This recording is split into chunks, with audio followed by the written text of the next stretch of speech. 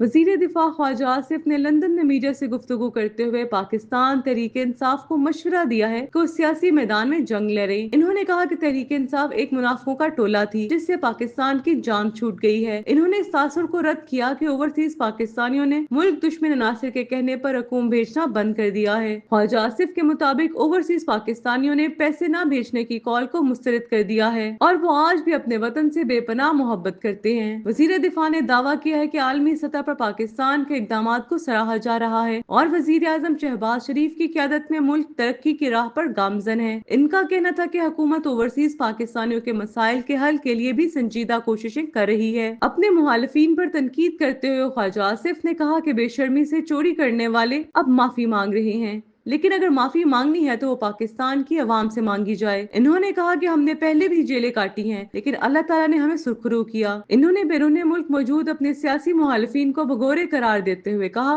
कि वो ना मुल्क की खिदमत कर रहे हैं ना कौम की। वजीर दिफा का कहना था कि पाकिस्तान का इक़्तिदार अल्लाह ताला की जात के बाद अवाम के पास है और अवाम ही मुल्क की असल ताकत है।